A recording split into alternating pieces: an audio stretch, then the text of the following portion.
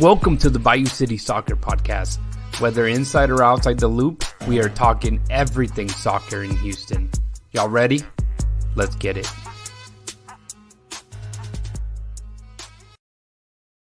Houston, welcome to another episode of the Bayou City Soccer Podcast. My name is Rudy Segura, and I'm glad that you're here with us. And, to join me to kick off the night, we have Cristian Putalias, Mr. Aston Villa himself. What's up, brother? How you doing? Hey, Champions League, Aston Villa back. You have to lose that Rockets hat, though, man. Come on. It's the hair, bro. Look at this. We'll lose it. I already told you. You hurt my feelings by saying that. But I hope you're doing all right. Let me get the fan favorite here. Actually, yeah, the fan favorite, unless you're Joey's mom, which is Chris. But shout out Dustin Richardson. What's up, brother? How you doing? Hello, everyone. Thanks for having me back. I always enjoy coming on here, even though my team isn't in the Champions League. Which we'll talk about that. Yeah, no. You know what? It's always fun to have you. See that? I think having you, it just says or screams that it's going to be a good show, right? I think that's how it's going to go. Got a lot to live up to. Let's do it. Hey. Hope you guys are doing great. Obviously, a lot of soccer over the weekend. Maybe not the greatest results for everyone when it comes to Houston's soccer sports. But I hope that you guys had a good weekend. I did, and I'll get to it whenever we talk Houston Dynamo versus FC Dallas, man. But here we are, another week, another episode. We have a lot of content for you guys. Obviously, we will be talking about Houston Dynamo 2. We have a game tomorrow night. Dustin and Joey were able to chat with two of Houston soccer players, being Eric Sviatchenko for the Houston Dynamo and Avery Patterson from the Houston Dash. So some good interviews. You may get to know them a little better, and that's what we try to do, man. Really thankful for Jack and Edgar to pull together, come through, stack those interviews for us. So, hey, we need that. We need that. I put it all together, and you guys knocked it out of the park, man, because I completely forgot that my kid had a pre-K graduation today. So, that's what this team is for, guys. Dustin stepping up. That's what it's all about, man. That's what we do. I didn't even know pre-K graduation was a thing, but yeah, I'm with you. I was like, what? And here we are, man. Good evening, y'all, from Jake. Jake, thanks for joining us, man. So, Jake. Hey, so obviously a lot of information. Anything you guys need to share over the weekend, Christian? Anything fun? Did Boca win? I know that Boca was losing at one point. They did win. They came back. They scored 3 on them boys from Santiago del Estero, and yeah, they turned it around.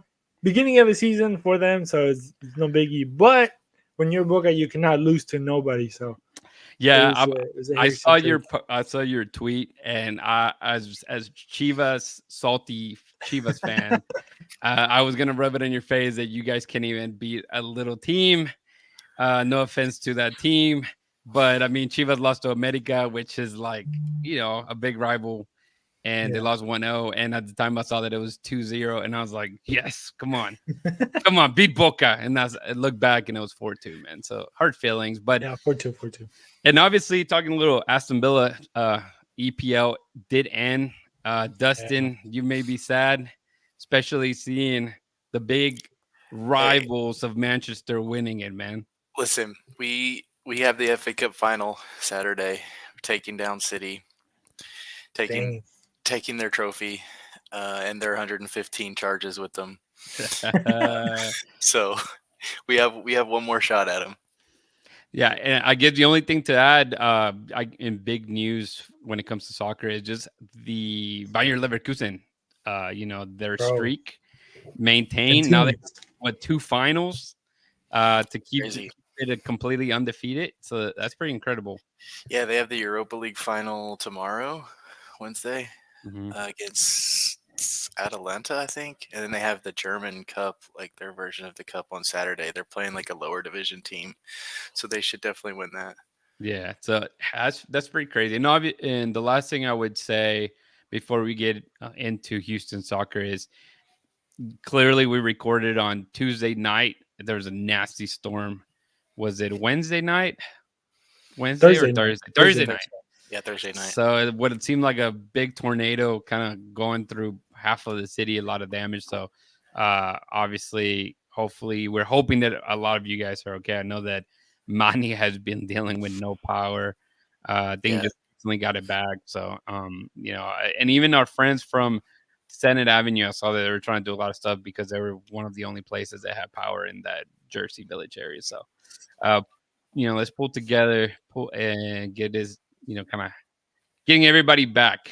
Because, man, I don't want to say it, I don't want to jinx it, but hurricane season, that's PTSD for a lot of people, for sure, Dustin included. Again, let's get into it, man. Actually, you know what, Chris, if you can tell the people how they can connect with us, man, and I'll get this going. Yeah, for sure. BayouCitySoccer.net. That's where you're going to find everything and anything. Don't forget, guys, social media channels are right there on the bottom if you see them, but you can just go to Twitter, Twitter X, Instagram, or even the YouTube channel, or even Facebook as well. You can tell your aunt to give us a like on there too. But yeah, Bayou City Soccer is where you're going to find everything. And then, just go check that out. Check out the website. Check out everything that we're doing there. Really good articles by Manny. He talked to also a newcomer for the Dash, Joey, of course, with his ratings. Also, we had Rudy helped out with that. There was no Tuesdays because there was no games for those, but we'll talk a little bit about it. But I mean, a lot of good stuff going out there. So, go check it out, guys. There's a lot of really, really good stuff in there. Yeah. Just real quick, Jake said the storm was nuts. The wind side was okay. And it says, guy, I guess I got a little bit of damage. And then this was a cracker, Dustin. This is, I'm gonna share this. You guys can see it. Paulina Zambrano, who is actually David from Dynamo Fan TV. Last time we had a kicker, man. Yeah, last time we had a kicker. I was like, man, look, Chris, you have somebody over here hitting on you. And just messing with him. And it turned out to be David. So thank God he introduced himself this time. So we weren't. Well, but you never know. Maybe David, That's true. That's true. So, but that's his girlfriend account. So yeah, there you go. Hey, shout out to sharing accounts for sure. Hey, so Houston Dynamo 2, they'll be playing on tomorrow night. So they just came out of a big win. They had like a 10-day break between last game and this one. They'll be playing St. Louis City 2. Should be a good match. I think it's crazy because I feel like they haven't had that many home matches, right? Sorry, I thought you were gonna say head to head, but yeah, home matches. No, yeah, not that many either. Yeah, so I think this is their third. Yeah, it looks like they. We saw, I think, pictures of Kenny, and I think we talked about it last week about popping champagne and kind of just celebrating that first win. It seemed, I think it was just one of those kind of shake off the the bad juju. And so hopefully this gets a streak going because, man, it looked poor. I know Dustin or Joey, one of you guys asked even Ben Olsen just about, how he was feeling seeing D2 struggling. And he just saw how he felt bad for them just not getting that win, man. And let me see real fast. Yeah, so again, they beat Real Monarchs 2-1. May 8th. Yeah, so it's been a bit. It's been a bit. Yeah, almost 2 weeks. Yeah. So what are you thinking for this game, Christian? Obviously first win. St. Louis has been pretty good. I mean, they're fourth in the table currently in the Western Conference. They are in a win streak of, they haven't lost at least in 5 games per FootMob. Shout out to FootMob for helping that out. Well, you think they'll get a win here at home? D2, that is? I think Dynamo Los are a little bit more inspired. I think, like you said, shaking off that first, kind of taking off with that first win will change things a little bit. I think mentally they were stuck also in a little bit of a rut. There it is. But but yeah, I mean, I think it's going to be more competitive. Obviously now, the seasons when it comes to the MLS is all about the playoff picture.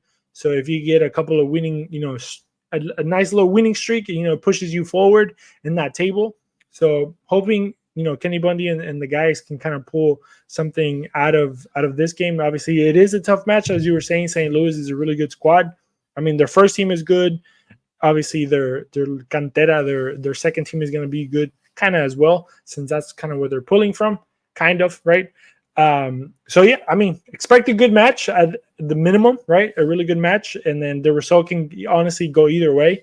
Two really good teams. I think Kenny Bundy has shown really, really good, tactics and everything that you kind of want, in a Kenny Bundy team. And we've seen it, these past couple of years, how good of a coach he can be and how good of an inspirator is not a word, but how good of a guy, that inspires his players he can be. There you go. Nice sentence. But the word you were looking for was motivator. Motivator. There you go. Yeah. There you go. I got you, brother. I got you. But should be a good game. Should be a good game for sure. I think it should be a good game. Obviously, you're playing at home. You should see the team do better in front of, I guess, a home crowd, whether that's just family and friends. Mm-hmm. But being pessimistic, like I feel like I've been, I don't know, Dustin, you're just rubbing off on me some kind of way on the pessimistic, especially this season, my friend. But I think they won't win. I feel like they may be a draw in penalties or something, but I don't think they'll get all 3 points. That's just kind of the feeling I have, Dustin. Yeah, I mean, they're still young and still kind of, I mean, there's a bunch of teenagers and guys just out of college. So they're still, I mean, I think this is kind of what you expect from them. And Ben and Kenny have said that, it's important for them to just keep growing, developing, and the results. Ben even said he doesn't care about the results at Dynamo 2. He knows Kenny's developing them and getting them ready. And, that's what matters. So, yeah, they're probably facing a lot of teams better than them this year. And they'll probably not do that great this year. But at the same time, as a team, they won't do that great. But at the same time, they're getting a lot of players ready. Scylla has looked good. Sargent has looked really good. They have some teenagers that are from the academy that are getting minutes. Sebastian Rodriguez. So even though they're not winning games, they're still doing very well as far as their ultimate goal, right? Getting players ready for the Dynamo. I wish we had a U.S. Open Cup to try some kids out, but I guess. Yeah, no, for real. Hey, open. Stop it. Yeah, no kidding. Too soon. But no, I do agree with a lot of what Dustin is saying, because you are seeing, like we've spoken in the past, of the group in the last 2 years or first 2 years of D2 was a group of older players, right? 24, 25, not really fighting to get into the first team. And not like these guys here are fighting for the first team, but they have potentially a higher ceiling, being that they're teenagers, 16, 17, 18-year-olds.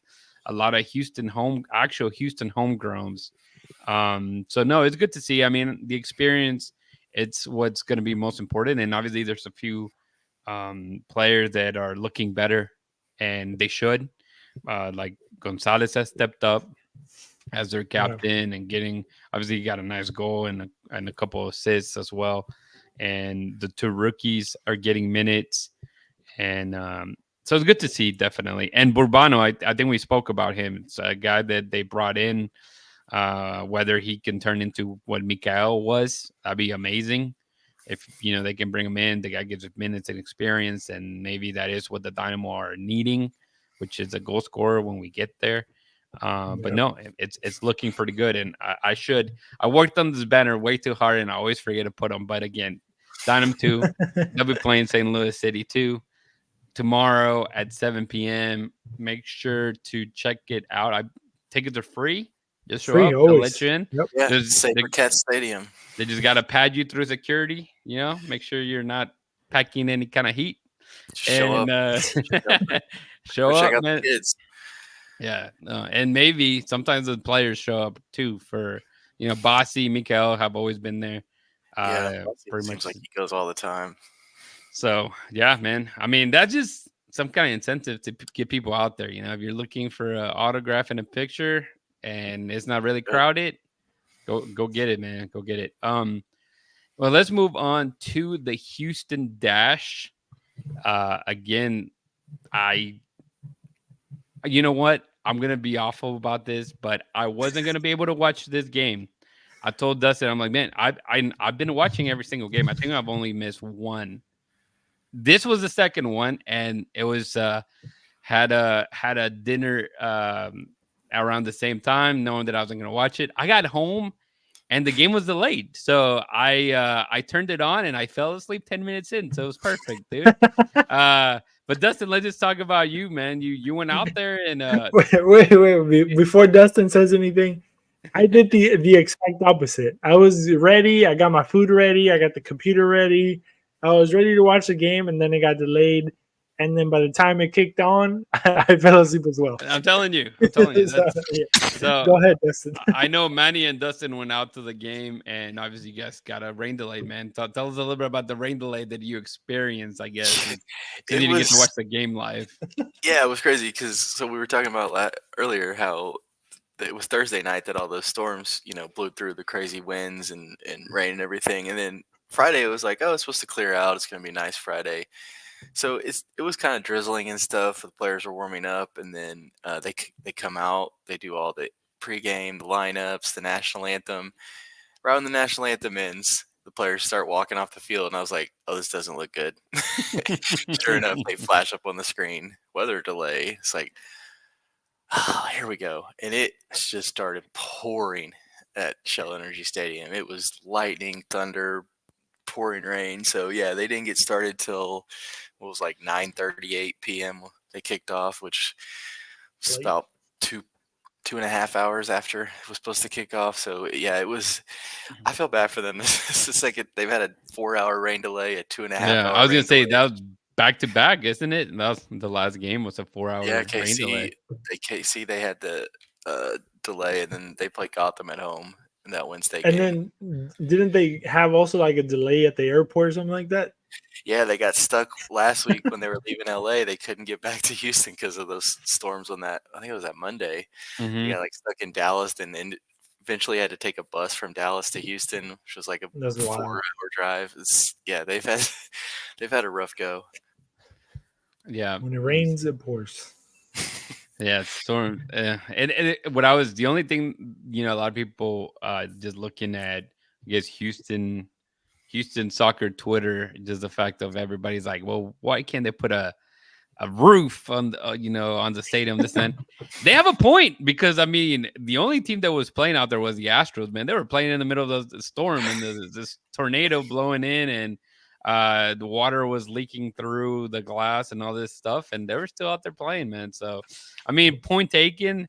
Can they put a roof over that stadium? Not sure. At this point, it's probably a lost cause. As nice as it would be, it's probably a lot more work to actually put the roof on now that you don't have it. I'm telling you, let's just get a bunch of what's it called? Those academy tents, man. Just put them everywhere.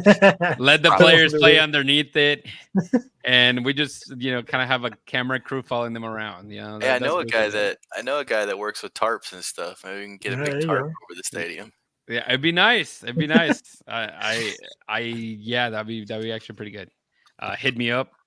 Just DM me, and I'll get you the contact for that guy that they're talking about. But hey, before we talk a little bit more into the Houston Dash, as people kind of slowly trickle in, let's. You did get to talk to Avery Patterson, as I mentioned.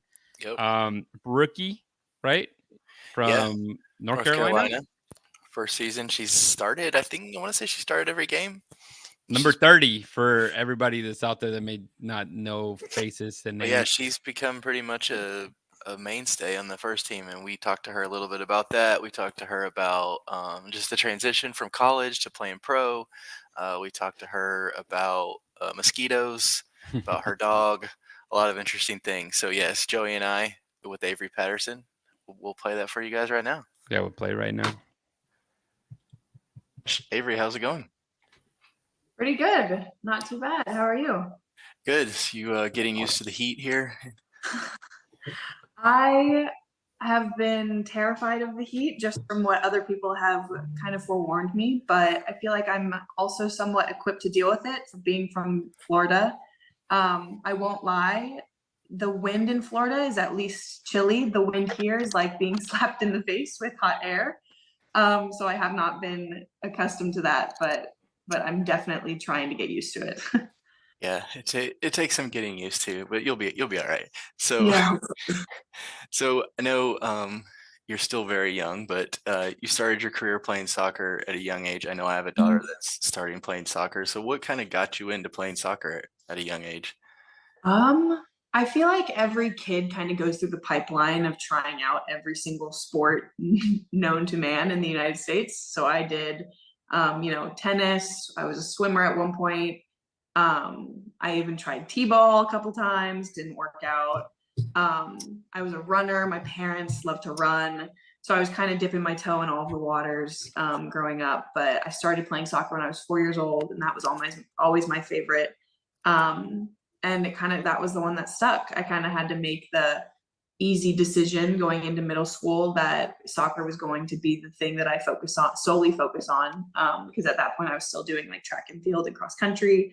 And my soccer coach was like, listen, you're going to start getting recruited here soon. You kind of have to narrow down your sports. And I was like, okay, easy decision. Soccer it is. What challenges do you experience transitioning from the college level to NWSL?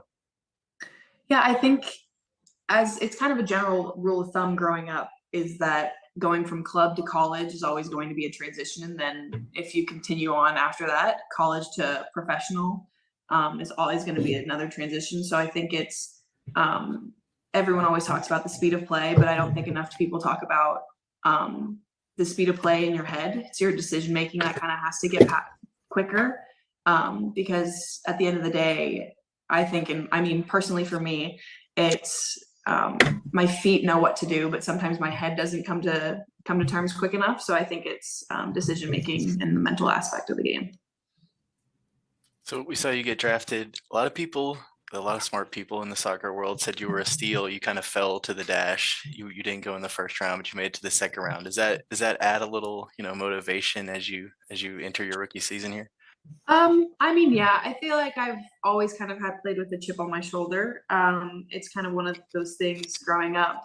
I wouldn't say I wasn't slighted, but I had instances similar to that where it's kind of an overlooked sort of thing where it adds to the chip on your shoulder mentality. But yeah, no, I was so grateful for the dash swooping in. You've played multiple different positions in college that help you be well prepared for being flexible in this team. Yeah, I mean, growing up, it's a funny story. I played a lot of positions in clubs, or it started in club soccer, wherever I was playing. I was a 10 at first, an attacking midfielder, and my coach thought that I would be better suited to play on the left side. He got an earful from my mom, but obviously you can't really do that now at the professional level. But I'm so grateful that he did, just because winger is my natural position now. I think that carried on throughout my collegiate career. I was always on the wide, whether it be left back, left forward, right back, or I guess I did play center back at one point too. But yes, I feel like I'm well versed in a couple different positions, just so that allows me to be more versatile. And since the season started, you've been a mainstay in the team. How does it feel to play so much regular minutes in your first season? Yeah, I mean, I feel very fortunate that UNC prepared me physically for that. Just the fitness aspect of it. I think it's obviously going to be a transition. We subbed a lot at UNC, so the maximum amount of minutes a player would play would be 60 to 70 minutes. So transitioning to 90 to even like 110, I think the first game, because I think that the Courage game had 7 minutes extra time in the first half and then like 10 minutes of extra time in the second half. That wasn't a thing in college. So I think that piece of it is something that I'm still getting accustomed to. But other than that, again, I feel I'm so grateful that I'm able to play that many minutes. So we hear a lot about Fran Alonso and the system that you guys play. It's very offensive, and you want to be offensive. What do you think about this system so far? How do you feel you guys are learning it? This early in the season. I think, it's always going to be a learning process, especially with a new coach. There are a lot of new moving pieces that are even still being added now to this team. So I think everyone's bought in. Everyone agrees that this is what we are going with, and it's the best system, best suited to the players that we have. So I think I personally, that's my favorite system to play. Obviously, you love being on your opponent's half of the field rather than your own, but it was something, it kind of mirrors what I played in college, where it's high press, high intensity for 90 minutes. So I can appreciate what we have going here. You mentioned new pieces. We've seen Tarsiani new to the team. She looks giant. She is giant as she looks in the pictures. Yes, to put it short and plainly, yes, she towers over me. I feel like I have to look up at her whenever I am speaking, and even on the field. From 100 yards away, I still feel like I'm looking up at her. So yeah, she's tall. What type of advice or suggestions has Fran Alonso given you so far that's helping you improve or develop as a player? Yeah, I think study the game. There's not much you can do in the thick of the game. It's super high intensity, super high pace. He always says, calm, find your first pass. And I think that is something that has helped me, especially, coming in, there were obviously nerves first couple of games, but calm first pass, find your free man is what he says. Just little small tidbits like that. And obviously off the field studying the game as well is a huge part of it. At college, you were called up for the U.S. women's national team for the U20 team. What do you need to work on in your game to get that senior team call up eventually? I'm not sure. I'm working on a lot of different things, a lot of moving parts. But right now I'm just focused on helping the Dash and my team get a couple wins under our belt. Yeah, very good. So before we let you go, you're new to Houston. So, we've seen your dog, Benny, right? He's become a little bit of a star. I think the people love Benny. He's becoming a star, right? Thank goodness. You have just given me the green light to start an Instagram account for him. So thank you. I think the people need it. Yeah, the Dash fans will definitely want to see Benny around. But yeah, you're new to Houston. What are you kind of been doing around the city? What do you think about it so far?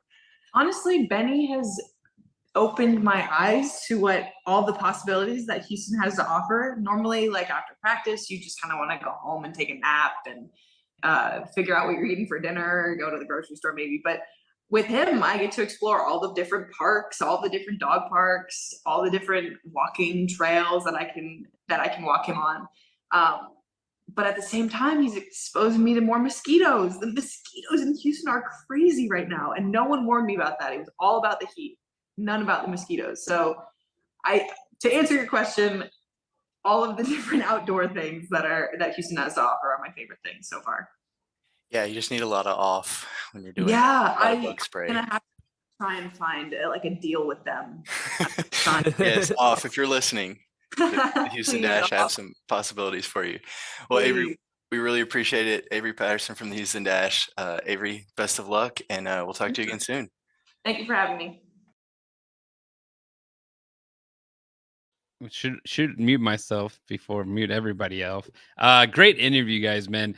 Two things I just want to touch about before, especially people watching it live and on YouTube or wherever you guys are watching it. I know it said Houston Dynamo FC on the corner. Please don't, that's not too much. It was basically all recorded at the same time when we did Eric and her. So don't throw anybody under. Yes, Eric was first, and then we literally stayed on the call, and Avery came out of a meeting and jumped on the exact same scene. And then second off, did I hear a bark like somewhere in the middle? Was that my imagination? I don't know if anybody else heard that. I don't think it was me. I don't think it was Avery. It might have been Joey. Maybe, possibly. Well, I know he has cats. I know that he's a big cat person. I don't know if he has a dog, but I heard a bark just once. And after that happened, because I didn't catch it when I was editing it, but I caught it right now. And that threw me off for a loop, man.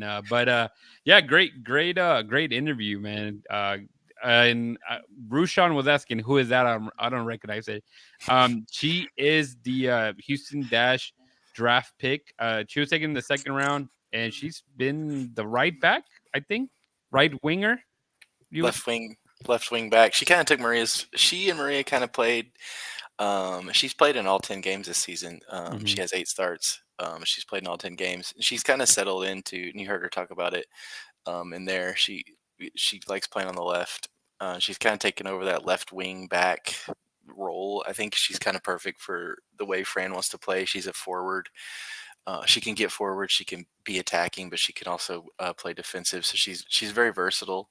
Yeah, she's a rookie. She turns 22, I think, next month. So she got a lot ahead of her. Yeah, Fumov got me. Fumov has her in the right side last game for some reason. But I was like, I'm pretty sure when I did the graphics, she's usually on the left side. But yeah, I guess as a whole, let's just go with the Dash, man. Obviously, they'll be playing Friday night. Everybody, fingers crossed. There's not another rain delay. I'll be there. I plan to be there at the game. Not covering as media. I'm literally just gonna go and chill with my wife and check it out. So, yeah, definitely. Dustin only charges $2 per photograph, unlike Chris with his $5. Yep. But, so if you find Dustin and his rowdy crew, get yourself a $2 picture with him, and it goes so $2. But yeah, no, let's touch on the other Dash as a whole. Obviously, lost last game, and then before that they got that crazy win at the basically end of regulation from a goal from Nilsson. But other than that, man, it's been a lot of down, right? Obviously, they're currently they find themselves really low on the table. I think it was like second to last place. Yeah, 12 out of 14.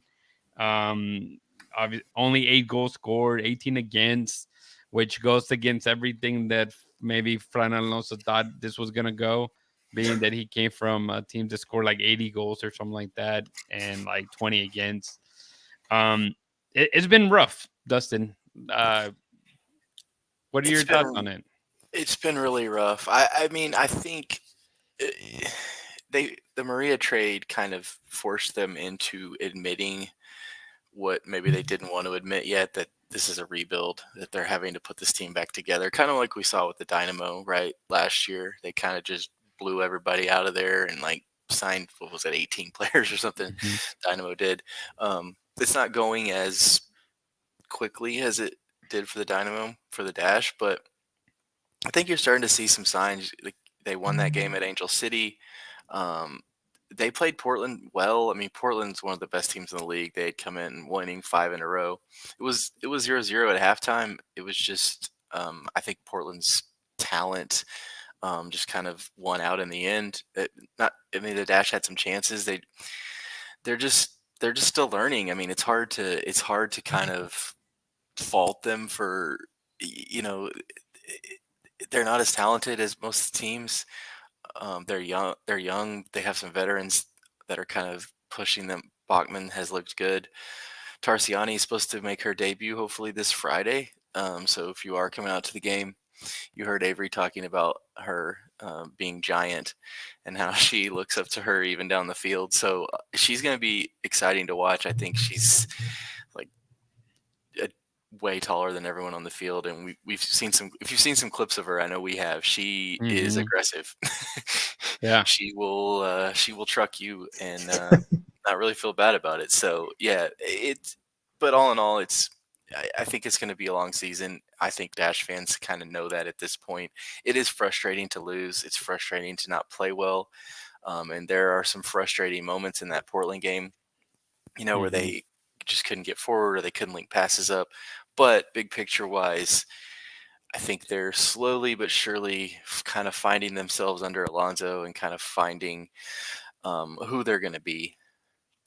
I think what's been frustrating, like you said, it is a rebuild, but everything has happened like during the season, right? Yeah. The off season or preseason transactions were very minimum, and a lot of the movement happened after the fact. So, not necessarily in panic mode. I think some of the players that have brought in are good. Like you can definitely tell the talent is there. Now, can Fernando's kind of figure out at this point? You're already on the go, so can you solve it quickly during the season and maybe push yourself towards the playoffs? Similar to the MLS, quite a few of the teams make it, so it's pretty forgiving and you have a lot of time left at this point. But you just want to see them kind of, especially as fans, right? I think you want to see them at least progress higher up the table, even if they maybe don't make it. And I think that was a poll we put out there, whether you think that it's playoffs or bust, or do you believe it being now that it's fully called a rebuild, if you believe that it's the team at least progressing upwards or showing some kind of positive outcome. Now if they end where they're at right now, I don't know. There's going to be a lot of tension at the end of the season. But again, some of the players that we're seeing kind of step up are doing so, and you still would like to see, especially the attacking pieces that were brought in, whether it be Andresa, whether it be what's his Yuki, and I'm trying to think of the Kaiser. Even obviously she's been injured, but some of those pieces that they brought in, you hope that they can kind of rally around Diana Ordonez, who's put a lot of work. I mean, her work rate has been impressive. I know that, especially in preseason, I mentioned how it's definitely not really, I guess, a maze of what her and Maria Sanchez were bringing. Maybe I got one of them right. Ordonez is starting to prove me wrong in some of the how much pressure she brings, how much she at times she doesn't even look like a 9. She's like playing like Arthur out there, playing Yeah, playing a lot. Yeah. yeah, come back and get stuff. But I think the silver lining, and it's in especially in that Portland game, you had another 8 saves by Campbell, and I mean, Jeez. finally she gets some recognition. Obviously, she gets called up to the U.S. women's national team. So that doesn't mean that she's going to be in the Olympics, but that's a good sign to finally see her get again some recognition. Yeah, Alyssa Nayer's hurt, who's usually the starting goalie for the U.S., so the door's kind of open. So we'll see. And we spoke about that. I think she's 29. That's still relatively young, for a goalkeeper. And I think the goalie that you mentioned, I believe she's like in her late 30s, so it's Steve's what, like 39? Steve Clark, 38, 39. Yeah, 38, 39. And he still looked good even after like a quote unquote broken nose or bashed face, as he called it. Yeah. So, but no, I think at the end of the day, like you look at the team, and my biggest takeaway just watching the Dash is the games that I've seen lately have been of a team that doesn't give up, whether they win, lose, or tie, which is more losses than ties and wins, but they don't quit, and that's good to see, because any other team could already one go in or whatever it is, and they already kind of give up, and you don't see that. And what if we will see Fran Alonso do a master, I guess, have his own little masterpiece with this team, and take them to playoffs and have a long tenure here. That's just to come. I mean, there's a lot of questions when it comes to that, but you kind of have to build up from year number 1. And I'm gonna put the banner again before I forget, guys. Here, but they are playing North Carolina Courage. That's what they're playing, correct? That is correct. Yes. All right, bang! I wrote it right. So Courage Friday night. Courage beat them 5-1 in the first game of the season. So they owe them some Some revenge. So, yep, at Shell Energy Stadium again. Make it out there, buy your tickets, go support. Hopefully, they can get some revenge. It was funny. I think that they're struggling more. I think both of their wins have been away, haven't they? Both their wins have been in California. Yeah. Bay and Angel City. Yeah, so one more. 3 more points at least. Right? So yeah. You just hope that they can get 3 wins. Yeah, San Diego guaranteed win. Yeah, guaranteed win, man. So we'll see kind of how that goes. But that's been this show's rolling, man. We're hitting perfect timing. I think about 20 minutes each. So let's go. Yeah, well, you got to talk to Eric Sviatchenko. You want to introduce that real fast? Before we move forward, this has nothing to do with Houston soccer, but I think it has to be said. Joey's New Mexico won in the U.S. Open Cup 3-0 against New York City 2. So they're moving on to the next round. If I'm not mistaken, they are facing Atlanta United next. I might be wrong, but y'all can double check me. I'm pretty sure he'll fact check me later. And then the second piece of news and the last news, River Plate just lost in the Argentina Cup and PKs against Temperley, a little barrio club. So they lost in PKs. I just want everybody to know that River Plate sucks. Yeah, and on your first point, former Dynamo Dos captain Talon Maples scored for New Mexico. Oh, look at that. Look at Maples. Hey, bro, is it too late to bring him back? Hey, for real. We're stacked on the back, but I mean, Talon Maples. He's doing really well there, so it's good for him. That's good. Happy for him. I'm typing to ask Joey who they'll be playing to see if you're correct or not. So instead of me just Googling it, obviously here.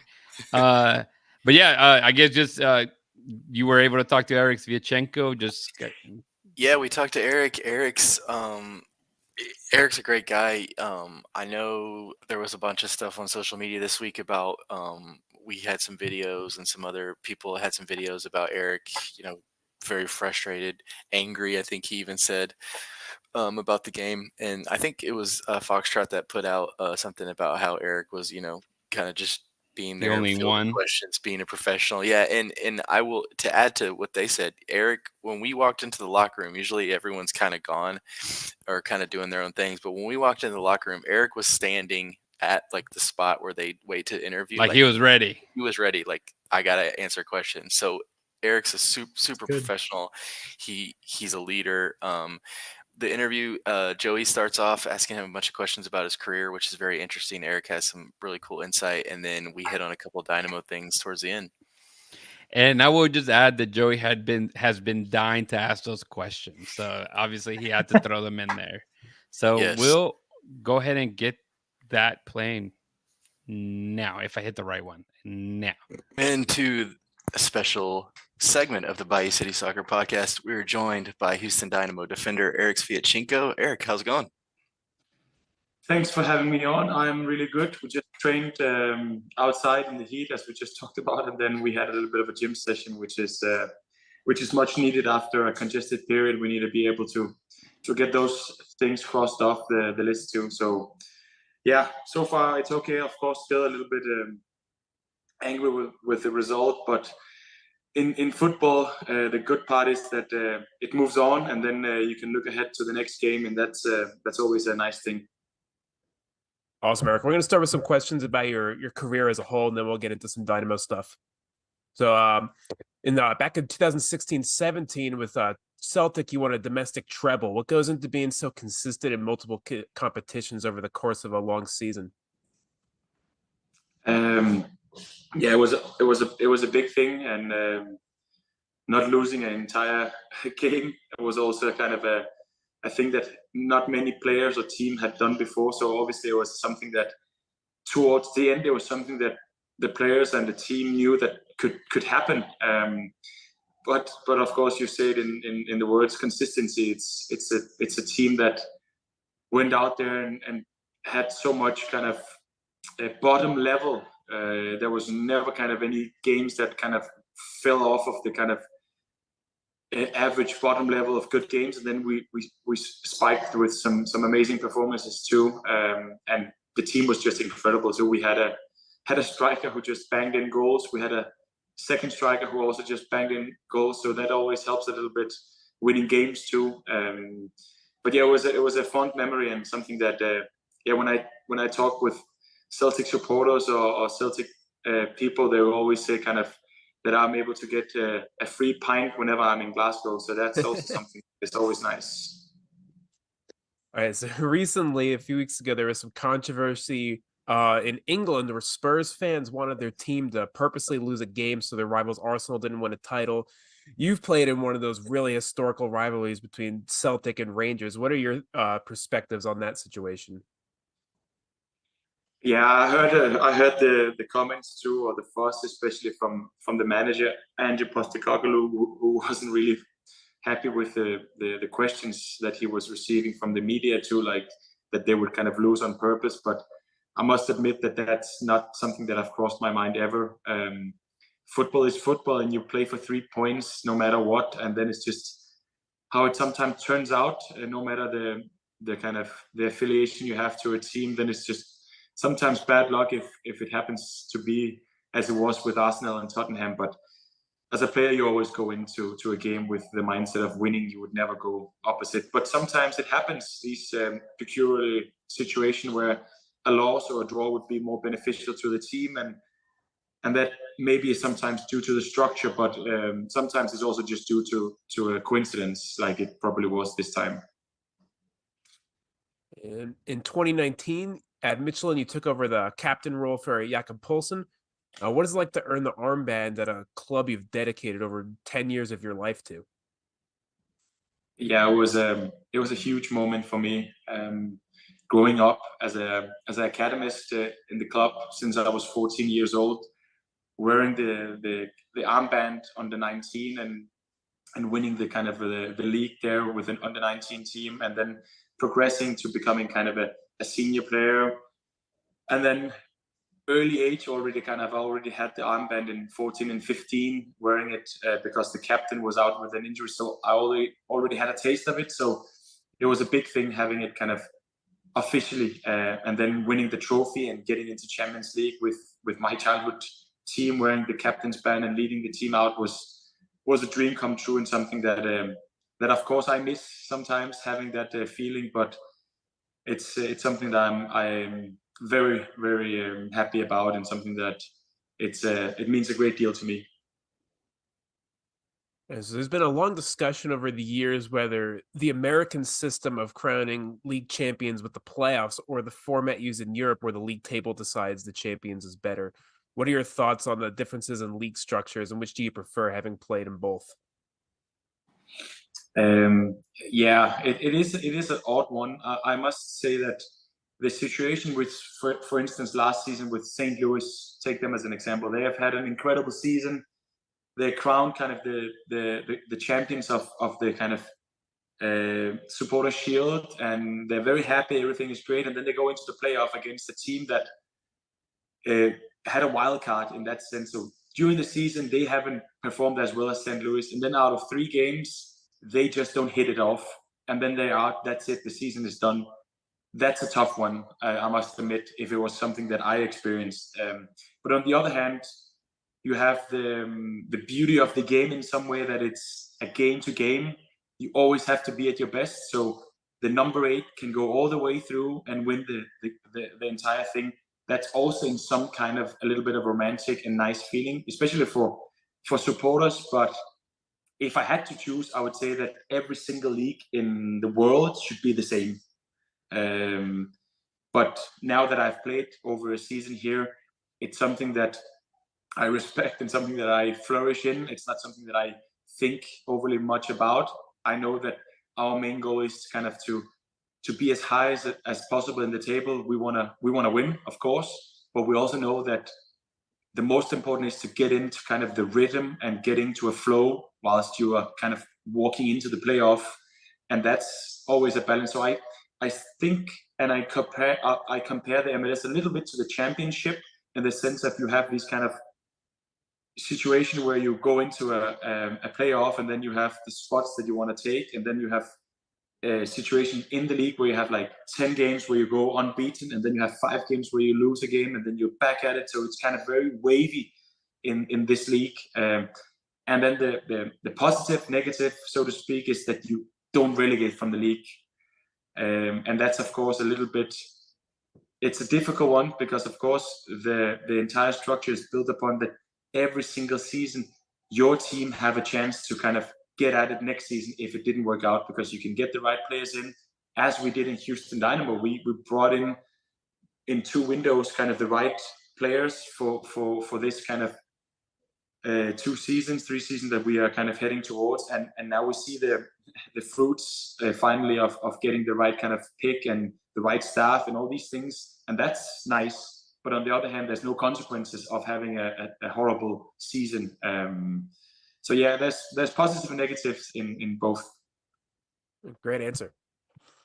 So you're an incredible on-the-ball center back, which is something that is almost required at a high level in the modern game. Is ball playing always been something that's been your strengths, or is this something you've adapted your game to as the sport's evolved? I think that I grew up in a environment where we were very conscious about kind of individual training and individual qualities. So we always had these kind of morning trainings where we would train kind of some things that you would be good at. But what I mostly trained was my defensive skills, headers and clearances and all these kind of defensive actions. But it's something that I've throughout my entire career worked on, and something that I still can improve on. And that's something that I must admit I've fallen in love with the game again by analyzing my game, and how can I get myself into a situation where I can be more of a threat, because we build up with a kind of a 3-back line where I am higher than the other center back sometimes, and that just gives me more freedom to kind of try those passes. Sometimes they work out, sometimes they don't, but it's something that I for sure analyze, and I keep on always wanted to improve. But I always go into the games kind of thinking I'm a defender with a big D. That's my main priority. So I was always keen on kind of having the clean sheet mentality, but now I also know that I am capable of helping the team to success also on the other side of the ball, kind of going forward. But yeah, it's great to be able to improve my game, and even though I'm 32, I'm still curious about how can I adapt and how can I get even better. That's why I use so much time in going through my games with my analytic guy, and that's a great thing. So, Eric, you talked a little bit about Celtic, and you get a pint whenever you want there. I think another guy who is beloved by Celtic fans is Dash head coach Fran Alonso. Have you and Fran got to speak about Celtic, or just speak in general? We haven't actually like formally met yet. We've crossed paths sometimes, like out on the turf here in HSP. But I need to kind of, when I get the time, just to have a chat about his time too. Like, I know that he also fell in love with the city, with the club, and it's something that sticks with you. And yeah, he was also successful there. And there's a Houstonian Celtic club here in Houston, which he had visited, and I have had the invitation several times. I've just been unfortunate not to go there yet because of our games. But yeah, it's a great club, and it's basically everywhere in the world, and that's the magnitude of Celtic Football Club. So before we let you go, a couple questions on the current state. I know we got to talk to you Saturday after the game with Dallas. You guys were very disappointed. You know, you were there taking all the questions from the media. Just as a leader, you know, how important is it for you to get up there and kind of just, you know, have that leadership role and talk about, you know, to the fans, you know, how disappointed you guys are? No, I think it's important. We are in the same boat as the fans are, as everyone who's involved in soccer in this city. I think we saw the big success we had last season, where we kind of were the underdogs maybe, and no one really anticipated that we could go so far. And this season, I think we have played even better than we did last season. And in spells of the kind of the initial part of the season, we just haven't had that kind of momentum in getting those kind of wins on our side. Then we have had some wins away where we probably could have had them at home. So football is a very kind of, as I said, this word wavy, and that's what we're experiencing right now. I think we have a team that is very, very good. We are well organized, but it's just a small place that matters right now. We have so many good players. We have so many good opportunities to kill the games.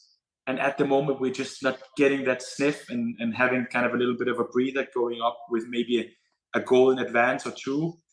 And then you're always on the line. It's one simple mistake. And then the teams also that we face, we have fully control, but we talked about it today, the way that we play with the ball, it's so comfortable. It's so nice. It's so good. And sometimes it's kind of an enemy towards ourselves because we're kind of falling asleep in that kind of safety. And then suddenly one mistake and we're kind of having our thoughts on kind of, yeah, we're going to score right now. And then we maybe not have the right structure. But overall, I think we're still in a very good position, and it's just small margins. Yeah, at this stage in football, we just know that we got to dial in for 95 minutes, especially those critical moments. Let's say we just scored a goal, then the 5-10 minutes after a goal we scored are critical. Just before halftime, just before the end of the game, maybe after a chance they've had, that's where we need to switch on, and everyone is on the same page, luckily in this aspect. So yeah, it's always kind of a little bit the same broken record, but I just think that Houston is such a great city. We have so many sports, and my dream is every day I kind of walk out on the field on Saturday just to experience that experience that we had last season towards the end, where we were kind of us against everyone. And I think the more we realize that everyone hates Houston, everyone hates going to Houston, I think we will have a chance of succeeding. But it's just difficult when we're not kind of everyone together. We need 20,000 people, and if I need to go around to 7 million people and ask them if they want to join the stadium, I will do that. But I think there might be easier ways to get them going, because it's a great sport, football, and we have kind of Astro as our neighbors, and they're going 40,000 people. They just need to fall in love with this game too. But this will happen. I'm not overly concerned. It just takes a little bit more time than I expected. Definitely. So before we let you go, last one, you guys have a busy summer coming up. You're out of the Open Cup, unfortunately, but Leagues Cup coming up, a bunch of MLS games. Just as you look forward to this, summer part of the season and getting into that second half, what are some goals you guys have for that second half? Obviously, it is to earn more points in general. It's been performance-wise, it's been very, very good. We need the wins. We need that kind of self-confidence that we go in the field and we are very difficult to beat.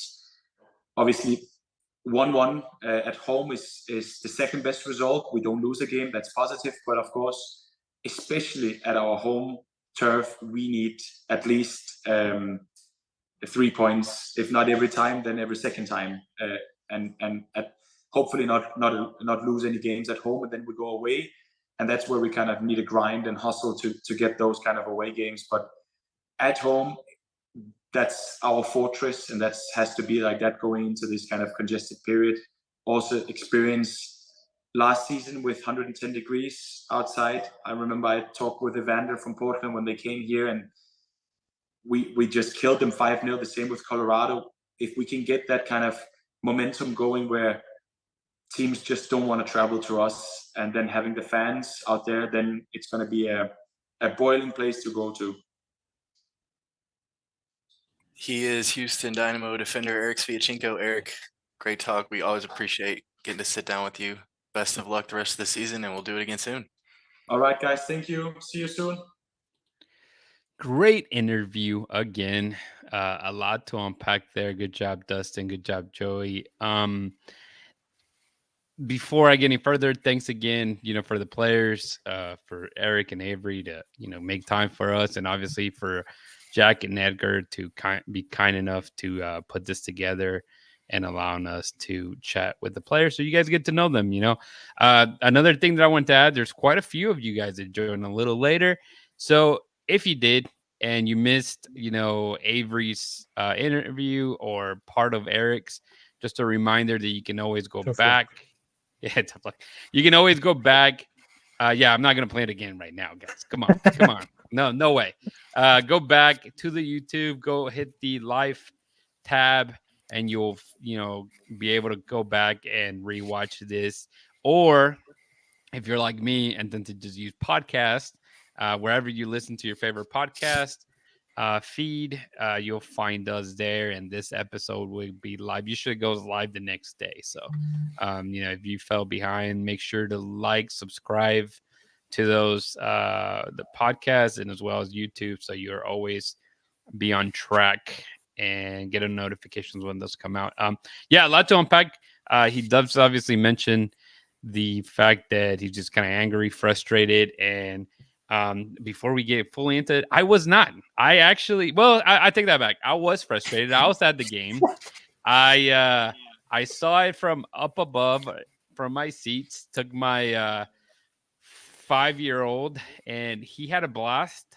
I mean, I did. I make sure to make a little video of him for our Instagram page. So if you haven't seen it, watch it. He was dancing randomly at times, and it just cracked me up. He straight up looked like he belonged in El Batallón. He just needed to be up there, and then he'll stop, and then he'd popcorn, and then it was always pretty strange. And then the funniest thing is he's super really picky of an eater, and I had bought a bag of peanuts. And he looked like a monkey because he was facing away from me, and I just see him like peeling something, and I didn't know what it was, but come to find out, he's like, I like peanuts, and he was just kept opening them and eating them. So good to see him have a good time. And no, it was frustrating. I will say that. I mean, I think they kept you at the edge of the seat for most of the time.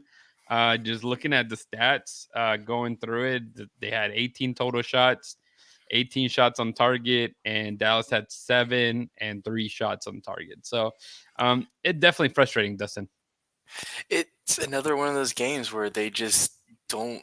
It doesn't seem like they can create anything like real substantial, right? Like we talked about. We talked about how they're lowest in MLS in expected goals. We talked about it with Ben, and I mean, it's one thing that they don't have a number 9, and that's very much hurting them. Kowalczyk's as the false 9. I think that experiment is probably running out of time, to be honest with you. It's just not really working right. But they don't. Having such a low XG just shows that they don't really create high scoring chances, right? Like so even if they had, Alan Polito or Raul Rui Diaz or one of these guys that are like really good strikers in MLS, not the chances aren't coming to them. Credit to Bassi for getting his first goal. That was a nice play down the left with Steres. But, I mean, Paz made a couple of good saves, I think. Most of them right at him, though, and they don't create as a continual – they have possession a ton. They're one of the best possession teams in the league, but they just don't really do a lot with it, right? Yeah. Yeah, and I think Eric mentioned that, right? I think they get too comfortable. I think he mentioned they and this one take that we see often. It's I think there was more shots taken, and I don't have a specific stat, but looking at 18, maybe I'm right, and 8 onto the net. But it feels like this is the first game that we saw them actually taking some shots. Obviously we saw Carrasquilla taking a shot. I think if I'm not mistaken, what's his face? Bassi obviously took a shot, and then there's somebody else. I think Arthur took a shot. Ache took a shot. Like, what if you guys took a shot? Something that it was rare in other games, because it just seems like they're too scared of lose that ball. Instead of taking the opportunity, taking a stab at it, they continue to hold the ball. And, Bassi, for example, has played amazing compared to even last year. Obviously, he had a ton of goals, like 10 and like 8 were penalties or something ridiculously like that. But it just seems like they're way too careful. Maybe it's that so-called modern football, Christian, that just doesn't allow them to build anything, brother. I mean, is there? I don't have to say much. I mean, you said it. You said it. But I mean, leaving that aside, I mean, Dustin is right. Like but I mean, what can you do when you don't have a really like a true striker, right? Like there's nothing you can do. I was watching the game with my granddad, and I was telling him, I was like, well, look at Ali, right? Like, look at the guy on the left side. He's gonna be pushing forward, and then he's gonna look up into the box, and there's nobody there, so he's gonna turn around and come back. I was like, look at Dorsey. He's gonna run in, like, kind of diagonal into the box, try to cut to his left, take a shot with his left foot. I was like, that's what you're gonna get. And then he was like, yep, you're right. I was like, well, I mean, I called it before even the game started, because this is what the Dynamo has been. And yeah, we, like you said, Rudy, we did take a lot more shots. The team did take a lot more shots, which is, I applaud it. It obviously seems like they need a little bit more practice. A lot of the shots kind of went out and about, but I mean, I guess the idea is there.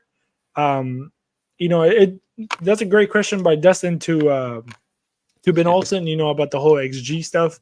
Obviously, this is where the numbers, do come into like play and kind of expose you, right, for what it truly is, right? Because then at the end of the day, like they say to me, numbers don't lie, right?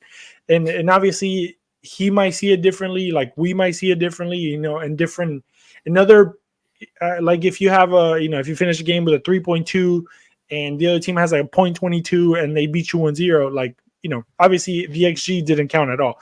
But when it comes to, looking at the bigger picture and looking at, your game creation, opportunity creation and stuff like that, it's going to show.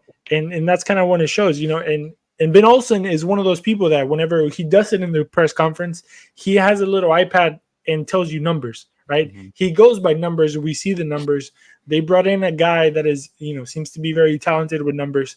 So the team, the organization as a whole has been, taking into consideration all these numbers. And, what can we do? Well, I mean, obviously we can't do anything, but putting those numbers in their face and telling them, like Dustin did, like, hey, like, okay, you're saying everything is fine, but like, where are the goals created? And, yeah, possession is great. And, like Rudy mentioned about Eric saying, we get too comfortable and, about having the ball that we just kind of, it seems like they forget to like move forward or attack or that final pass, right? But you can't blame them because you have nobody to pass it to. Who is Bossy gonna? Who are you gonna find in the box? Bossy and I think it's getting too predictable too. I think we all see the game, and Aliu's the guy doing all the work, but Aliu can't do it by himself. I mean, a lot of the times it's how many counters have they really built on? Not many. You can't much. You can because they try to keep possession way too much, so it loses a lot of that mystery or that actual counter attacking like facilitation on the wings, because you see Ali, like you mentioned, he gets the ball and he's gotten better. And I think I mentioned that last week that he's being able to do a lot of progressive carries, right? And a couple moves and stuff, and he's done well. I can say that. Rishan said they've been taking great shots at the goalkeeper. That is absolutely true, man. Yep. It looks like every shot goes directly into the goalkeeper. They don't make them work. I think the only one was maybe the Coco Carrasquilla, and even then, that ball was probably going to hit the crossbar. I don't think it was going in, but it's just that they don't really work the opposing goalkeepers, guys. Well, and like one thing that's kind of stuck out to me lately is they're very much a possession team, right? They want to have the ball. They're one of the highest teams in possession in the league. And teams know that, right? Like they know when you play the Dynamo, they're going to have the ball a lot. So what do? Yeah. They sit guys back. Then the problem is for the Dynamo, they don't really have a guy that can like beat guys or create, like beat a guy one-on-one, like your old school number 10s, guys like that. Hector can do it, right? But he's still kind of getting into it. So and he's 36. Or like in Albertelli's, they can just like... Yeah, like Quinones at the end of last year. Yeah. You could get the ball to Quinones and he would like blow by somebody, right? Yeah. You just don't have that on this team right now. You're hoping that Hector can start to do that. Coco has been, let's be honest, a disappointment this year. I think for the most part, he's good at linking play and passes and stuff, but he doesn't really in the final third. He's kind of invisible, right? Like he's just not. He's not the guy that you would think that Coco can be. So it's teams are going to keep putting guys back behind the ball on them, and they're going to dare the Dynamo to try to beat them one-on-one or try to beat them in little 2v1 areas with their attacking players. And right now they're just not doing it. Yeah, and talking about Coco, obviously he gets a little cute and tries to do like a little hill pass, non-look pass, ends up getting ricochet into Dallas and right away a counter. And apart from the goal, man, you lose Clark. I mean, unfortunate for him that Arthur just need him in the face, basically. And it was difficult to see. And I think at the time I was messaging you guys with my low signal phone. And I was like, hey, what happened? Because they're not showing the replay on the stadium. I'm just curious exactly what happened. So yeah, the press box at Shell Energy Stadium, if you don't know, is on the opposite end of like where the supporters are. So it was opposite of where that goal was that Dallas scored. So we couldn't really see it as well. But we have the TVs in there too, so we could kind of see. And yeah, Arthur just whacks him in the face. Steve has to come out. Didn't seem like a lot the first time I saw it, but then I was like, oh, he hit him with the first knee, not the second knee. So yeah, he just caught him like right there. And I don't know if you guys saw on Steve's Instagram, he had a story of his like looked like double black eyes and nose all busted up. So you're hoping that Steve can come back. It's good that you have the Open Cup notwithstanding, a good backup in Tarbell, who hopefully can shake off that Open Cup if he has to start. But yeah, losing your goalkeeper, losing a lead, not a good night all around. Yeah, I think that's the biggest thing, right? Just losing a star player. I mean, he's been your captain since Ache hasn't played, and but yeah, I mean, Coco Carrasquilla, you kind of hope that he is that player. Whenever Hector is not there, you think that he's going to step up and be that guy, and he doesn't. And then obviously he gets also lost and just disappears for long periods of time, even when Hector is there. So I don't know what to do. I mean, we've talked about him. I mean, nothing against the guy. I think we all like him. I think we know that he has a good potential, but I think especially after becoming the MVP of the Copa the Gold Cup last year, he just the expectation is just so high for him, and I don't know. I don't know what else to say about him. And we just hope that he can step it up at this point, especially if in his case, if he really wants to make that jump to Europe, I mean, you have to show more. But yeah, definitely a really frustrating game overall. I think that they do have a great point. I think this team is playing better. And even though the results are not there, I think the team itself is playing much better than last year. It's just frustrating that you don't have a striker. And again, a lot of people are like, well, we don't have a striker, fire Pat Onstad, fire Ben Olsen. Like they're just this giant, what do you call it? Lunatic frenzy or friends? What was it? Fringe. Lunatic French. Yeah. They just but it's like, I get it. I understand it. You see the fact that they're like, oh, they brought another midfielder, not a striker, all this. But I mean, we don't know what's really happening with Ferreira. Is he healthy? I mean, I think someone asked him, asked Ben how he was doing. It looked like he was back, working out. And I think this was on Friday. They asked him about Ferreira, and he just said he was there. I mean, no news. Obviously, we didn't see him during the game. And who knows what that's like. Before we get what? No, and the thing about Ferreira is like Ferreira is not even the answer. You know what I mean? Like we're kind of like we're hoping on the guy. I think he had the potential to be the answer when we start like in the preseason. Like he looked like he was actually bought in, was working out, was fit, scoring goals, even if it was second division Mexican teams, like he was working. And like anything, obviously not even 30 minutes in, he gets injured, and those muscle injuries, man, they linger if you don't nurse them correctly. And to me, whenever I saw the injury happen, and in a way how quickly he got back, it just seemed not like a good idea. And obviously, I kept telling you guys, he just doesn't feel comfortable. He seems like it's still bothering him, and obviously it looked like he either not necessarily injured it, but maybe just tweaked it more. And at this point, I think um he's not gonna fit the system anymore, like, or the plan at this rate, just because you're not getting what you need from him right now when you kind of put all your eggs in one basket being him.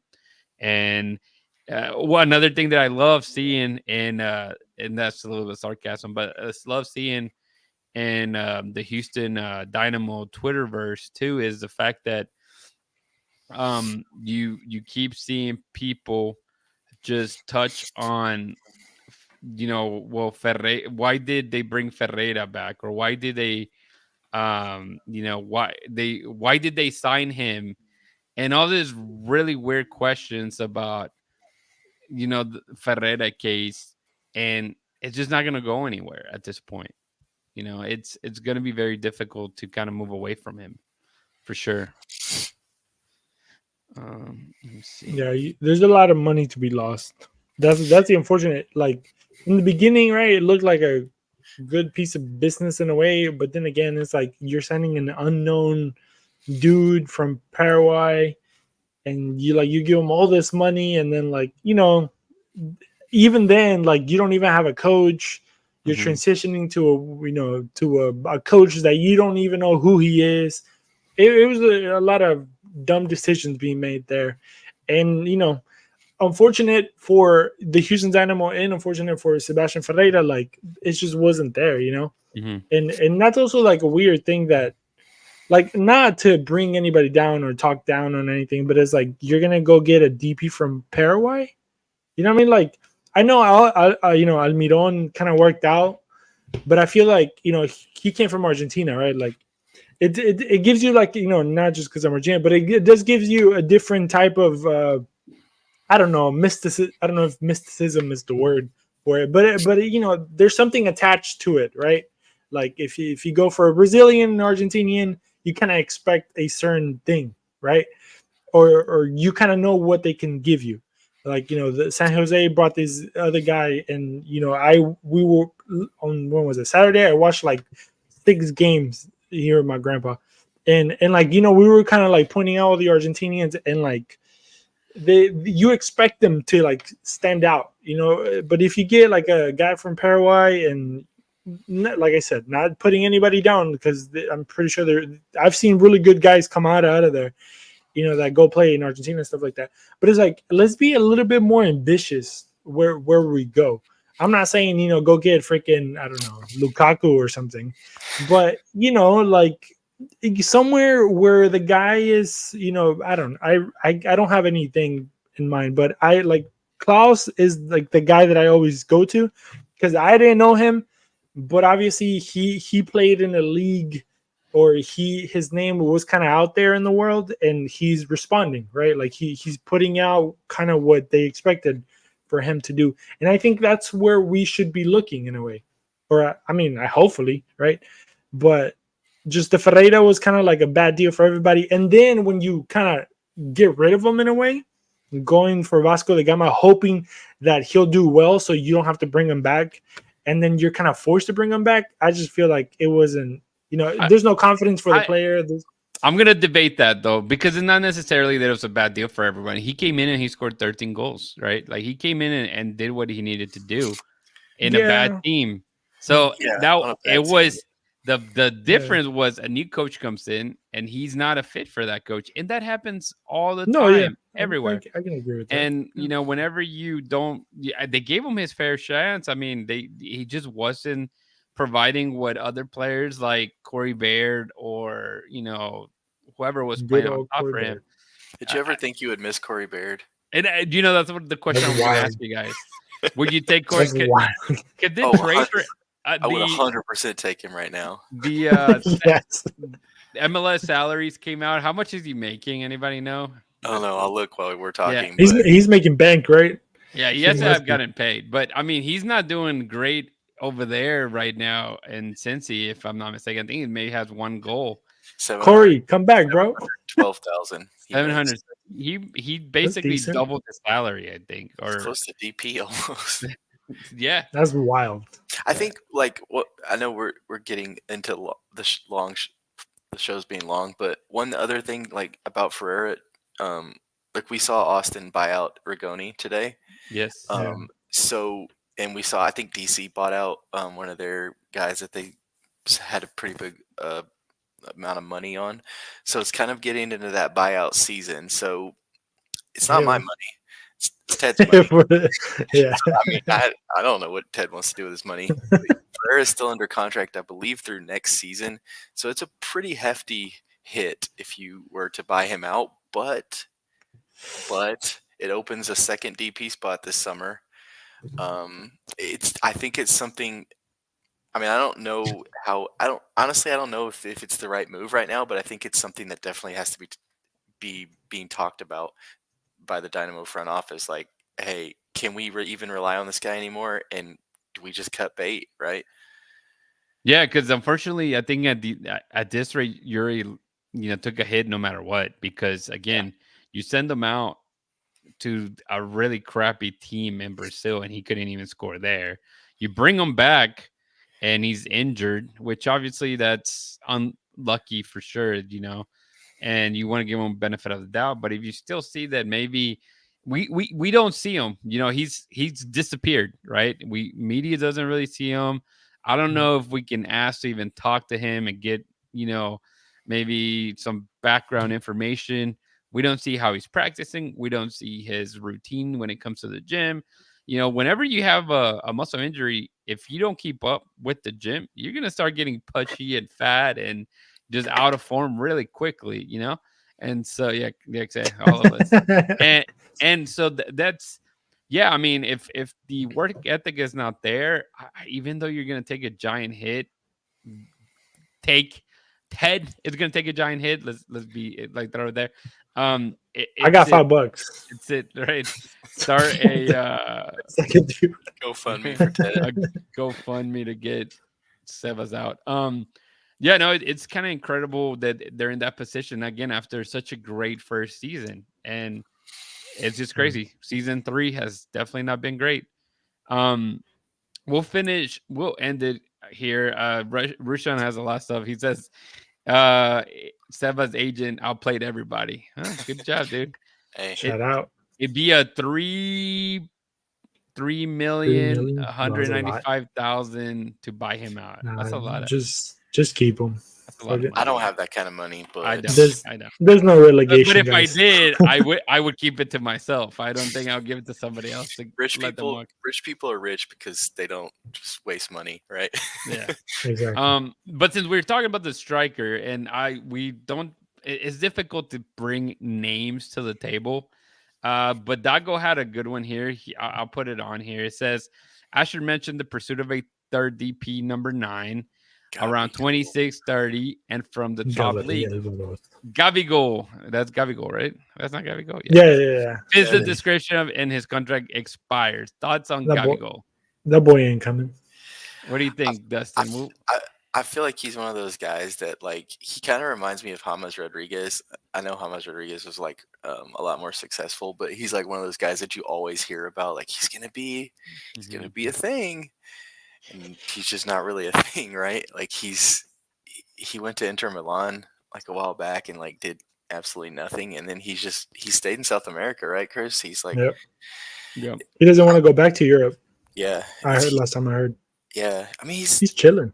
I mean, he's chilling. I think that's the kind of guy you're looking at. Like Christian was talking about earlier, I think you need to be going to the the Fluminenses, the Bocas, the Rivers, these big South American clubs who have these big players. They're big clubs for a reason, right? Edinson Cavani, if he wants to come for a year, he can leave Boca. Yeah, you need at this point you just need a proven goal scorer.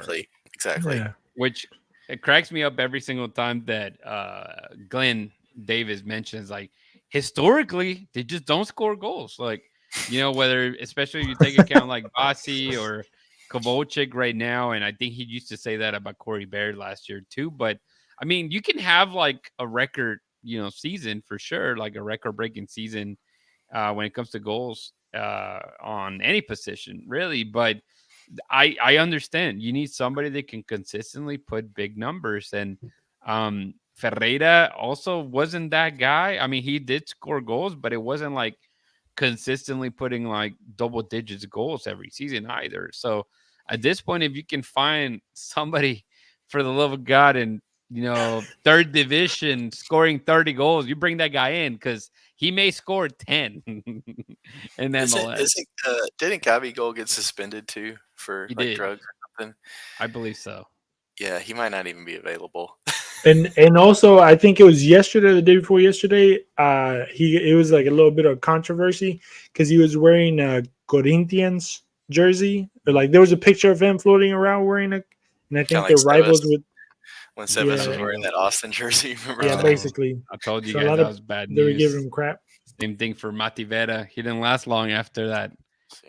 Austin Dumbass. jersey.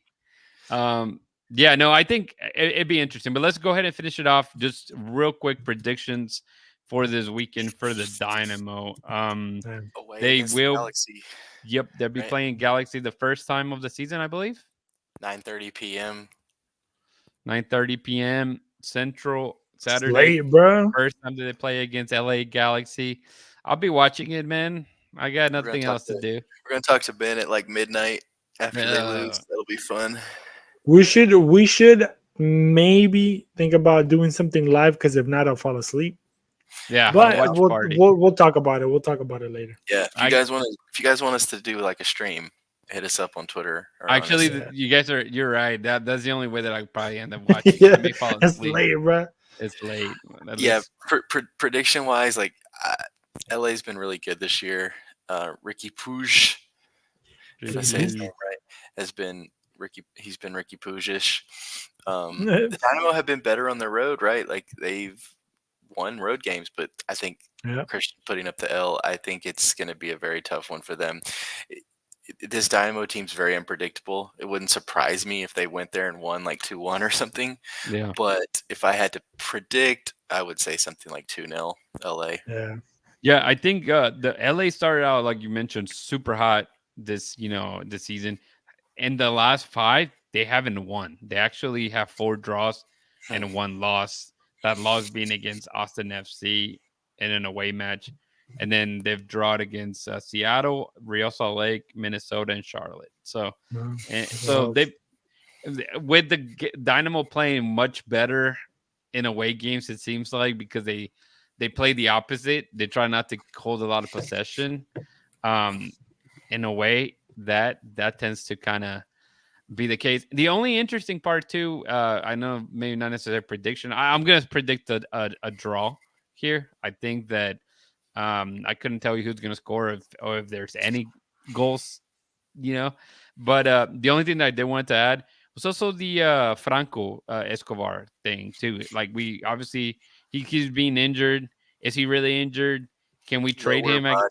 Yeah. Can he be traded? Well, I know he can right now, but I mean, my Inter Miami wanted him. Can we get Campana maybe? I don't know. Some things that could actually kind of help trade both teams. But hey, Daniel looks like a capable left back, right? Like if you were to move Franco, like you would be like you guys would feel okay with Dan starting at left back, right? I've been telling you guys, you guys are sleeping. That he's the best player on the team, guys. That's Rudy's best friend. He's man. He plays really well. Any position you see him play, yeah, I would be perfectly fine with Dan playing left back. He played to me better than Sviatchenko, and Sviatchenko got a Team of the Week, nominee thing. So good reward for him for sure. But Christian, man, if you can tell the people how they can connect with us, man, and we'll shut this baby down. Yes, we're losing 2-1, by the way. But yeah, you can go to BayouCitySoccer.net. That's where you're gonna find anything and everything, guys. Bayou City Soccer on Instagram, Twitter, Facebook, and the YouTube channel. Don't forget to check everything out there. Don't go to the Houston Dynamo YouTube channel. Come to our channel. Watch the press conferences there. I do try to get them as soon as I can, but life happens. But they're gonna be there eventually, so come check us out there. BayouCitySoccer.net. Don't forget also check out Ugly Guppy. I know they did get some damage over the storm, but I'm sure they'll get back on their feet soon. So go ahead and hit up Carlos and everybody over there at Ugly Guppy and get your stuff. Correct. And like I said before, make sure to, especially if you listen on the podcast, man, subscribe, review. If I mentioned this, if you think Christian is funny or not funny, if you think the false nine or no, the super sub, you want to get in there, let us know. Put it there. Bro. Let me know. If you love Hefe, give them some love as well in the review. But it goes a long way, guys, and we truly appreciate all the support that you guys bring us. And with that, don't forget to hold it down and keep it forever orange.